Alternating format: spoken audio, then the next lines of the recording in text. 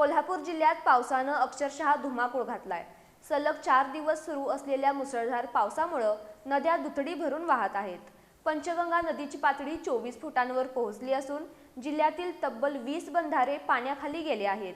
हवामान विभागानं पुढील 72 तास अतिवृष्टीचा इशारा दिल्यानं प्रशासन हाय अलर्टवर आहे। पाहूया आमचा हा स्पेशल रिपोर्ट।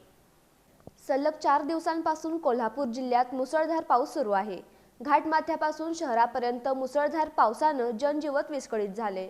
कोल्हापूरची जीवनदायिनी असलेल्या पंचगंगा नदीची पाणी पातळी 24 फुटांवर पोहोचली असून भोगावती, कासारी, दूधगंगा, उभी आणि वारणा नद्याही वेगानं फुगत आहेत। संततधार पावसामुळे पंचगंगा, कासारी, वारणा, कडवी आणि भोगावती नदीवरील तब्बल 20 बंधारे पाण्याखाली गेले आहेत। अनेक गावांचा संपर्क धोक्यात आला असून प्रशासन परिस्थितीवर बारकाईने लक्ष ठेवून आहे।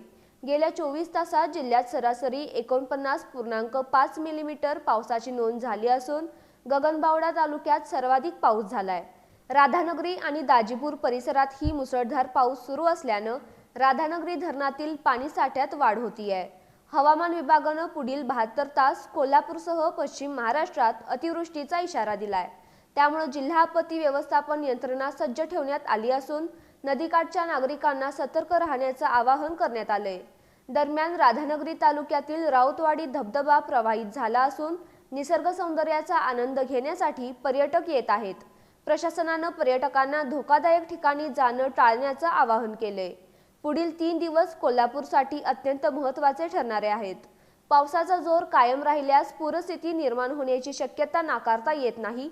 त्यामुळे प्रशासनाच्या सूचनांचं पालन करणं आणि अफवांवर विश्वास न ठेवणं हेच नागरिकांसाठी सुरक्षिततेचं आणि महत्त्वाचं पाऊल ठरणार आहे।